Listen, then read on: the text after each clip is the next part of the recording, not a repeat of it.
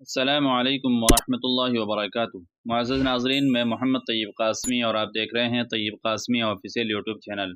ناظرین، عورتوں کا ملازمت کرنا کن شرطوں کے ساتھ جائز ہے اور کن شرطوں کے ساتھ ناجائز ہے اور کس عورت کے لیے جائز ہے؟ ناظرین، آج کی ویڈیو ذرا لمبی ہونے والی ہے، مگر آپ اگر اس ویڈیو کو دھیان سے سن لیں گے یا دیکھ لیں گے تو مجھے امید ہے کہ آپ کی سمجھ میں پوری بات مکمل طور سے آ جائے گی۔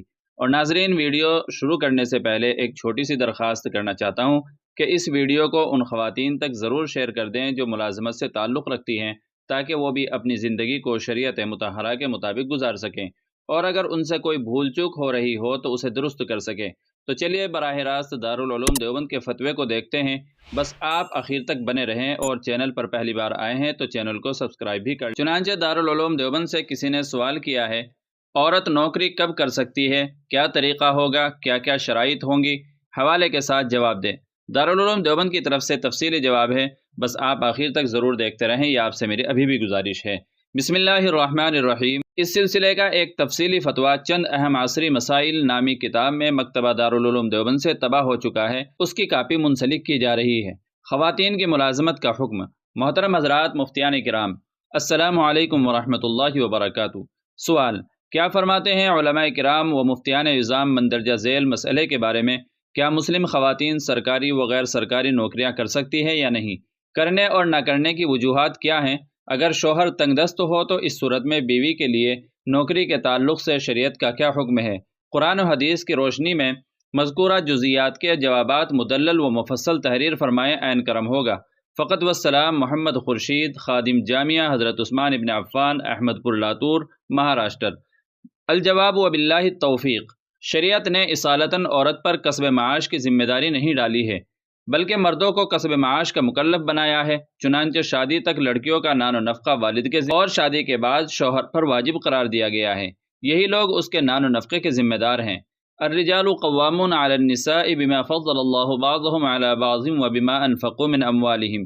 ترجمہ: مرد حاکم ہیں عورتوں پر اس سبب سے کہ اللہ تعالیٰ نے بعضوں کو بعضوں پر فضیلت دی ہے، اور اس سبب سے کہ مردوں نے اپنے مال خرچ کیے۔ اس لیے کسی عورت کو اگر نفقے کی تنگی یا مخصوص حالات کے تحت معاشی بدحالی کا سامنا نہیں تو محض معیار زندگی کو بلند کرنے اور زندگی میں ترفع پیدا کرنے کے لیے گھر سے باہر نکل کر ملازمت کے لیے پیش قدمی کرنا شریعت کی نظر میں پسندیدہ عمل نہیں ہے۔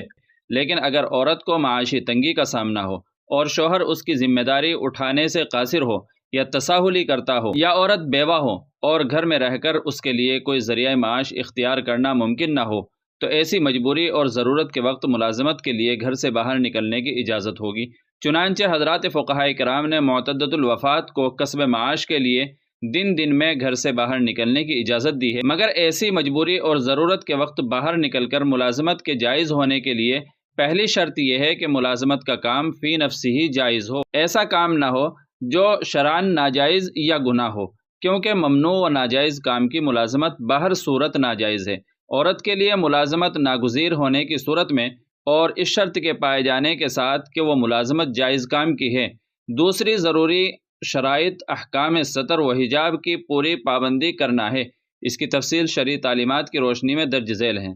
الف، شرعی پردے کی مکمل رعایت ہو۔ باہر نکلنے کے وقت شدید ضرورت کی حالت میں اگرچہ چہرہ اور ہاتھ کھولنے کی اجازت ہے، مگر فتنے کا خوف ہو تو ان کے کھولنے سے بھی پرہیز کرنا ضروری ہے۔ موجودہ دور جو فتنوں کا خوفناک دور ہے، اس میں عام حالات میں حکم چہرہ چھپانے کا ہی ہے۔ لباس دبیز، سادہ اور جسم کے لیے ساتر ہو، بھڑکدار، جازب، پرکشش اور نیم اوریا قسم کا لباس نہ ہو، اور ایسا لباس بھی نہ ہو جس سے جسم کا کوئی حصہ نمایاں ہوتا ہو، کیونکہ حدیث میں عورت کے لیے ایسا لباس پہننے کی ممانعت اور وعید وارد ہوئی ہے۔ ترجمہ: کچھ عورتیں ہیں جو کپڑا پہننے والی ہیں مگر وہ برہنہ ہیں، دوسروں کو مائل کرنے والی ہیں اور خود بھی مائل ہونے والی ہیں۔ ایسی عورتیں ہرگز جنت میں نہیں جائیں گی اور نہ اس کی خوشبو سونگھ پائیں گی، حالانکہ اس کی بو اتنی دور سے آئے گی۔ جیم، بناؤ سنگار اور زیب و زینت کے ساتھ نیز خوشبو لگا کر نہ نکلے۔ قرآن کریم میں اس سے ممانعت وارد ہوئی ہے۔ ارشاد باری ہے وَلَا تَبَرَّجْنَ تَبَرُّجَ الْجَاهِلِيَّةِ الْأُولَى۔ احادیث میں بھی خوشبو لگا کر نکلنے والی عورت کو زانیہ قرار دیا گیا ہے۔ كُلُّ عَيْنٍ زَانِيَةٌ وَالْمَرْأَةُ إِذَا اسْتَعْطَرَتْ فَمَرَّتْ بِالْمَجْلِسِ فہیہ کذا و کذا یعنی زانیہ۔ ترجمہ: ہر آنکھ زنا کرنے والی ہے، اور عورت جب خوشبو لگا کر مجلس کے پاس سے گزرتی ہے تو وہ زنا کرنے والی ہوتی ہے۔ دال: مردوں سے بالکل اختلاط نہ ہو۔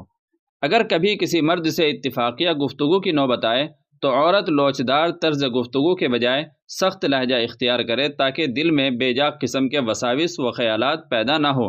اللہ تعالیٰ کا ارشاد ہے فَلَا تَخْضَعْنَ بِالْقَوْلِ فَيَطْمَعَ الَّذِي فِي قَلْبِهِ مَرَضٌ۔ ترجمہ: تم بولنے میں نزاکت مت کرو کہ ایسے شخص کو خیال ہونے لگتا ہے جس کے قلب میں خرابی ہے۔ ایسا زیور پہن کر نہ نکلے جس سے آواز آتی ہو۔ وَلَا يَضْرِبْنَ بِأَرْجُلِهِنَّ لِيُعْلَمَ مَا يُخْفِينَ مِنْ زِينَتِهِنَّ۔ ترجمہ: اور اپنے پاؤں زور سے نہ رکھیں کہ ان کا مخفی زیور معلوم ہو جائے۔ واو! ملازمت کرنے کی وجہ سے خانگی امور میں لاپرواہی نہ ہو جس سے شوہر اور بچوں کے حقوق ضائع ہوں، کیونکہ عورت کی اولین اور اہم ذمہ داری بچوں کی تعلیم و تربیت اور امور خانہ داری ہے۔ ملازمت ثانوی درجے کی چیز ہے، شریعت نے عورت کو اس کا مکلف بھی نہیں بنایا ہے۔ راستہ پرامن ہو، یعنی آمد و رفت کے دوران کسی شر اور فتنے کا اندیشہ نہ ہو۔ مذکورہ شرطیں قرآن و حدیث سے ثابت ہیں، فقہائے کرام نے ان کی صراحت کی ہے۔ ان شرائط کا لحاظ رکھتے اور ان پر عمل کرتے ہوئے اگر جائز کام کی ملازمت عورت اختیار کرے تو اس کی گنجائش ہو سکتی ہے، مگر غور کا مقام ہے کہ اکثر جگہوں میں دوران ملازمت ان میں سے بیشتر شرائط مفقود ہوتی ہیں، اور یہ بھی غور کرنے کا مقام ہے کہ جہاں عورتوں کی ملازمت سے بظاہر کچھ فوائد محسوس کیے جاتے ہیں، وہیں معاشرے پر اس کے بہت زیادہ خراب اثرات بھی پڑ رہے ہیں۔ مثلاً خاندانی رکھ رکھاؤ ختم ہو جاتا ہے، زوجین کے مزاج و انداز میں ایک دوسرے سے دوری پیدا ہو جاتی ہے، بچوں کی تربیت نرسری کے حوالے ہو جاتی ہے۔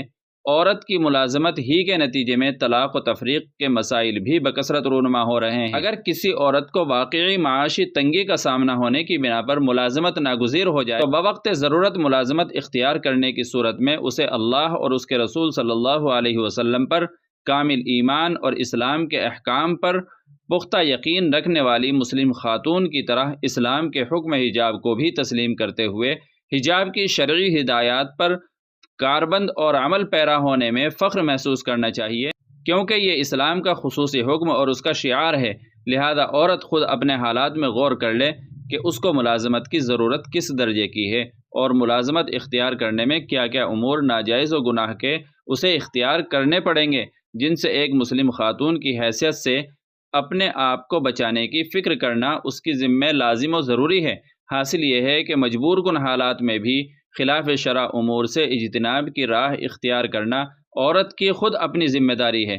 فقط واللہ تعالی عالم۔ دارالفتاء دارالعلوم دیوبند۔ اس فتوے کے بارے میں آپ اپنی رائے کا اظہار کمنٹ باکس میں کر سکتے ہیں، اور اگر آپ چینل پر پہلی بار آئے ہیں تو ہمارے چینل کو اس طرح کی مزید ویڈیوز پانے کے لیے سبسکرائب کر لیں تاکہ اس طرح کی مزید ویڈیوز آپ کے پاس بروقت پہنچتی رہے۔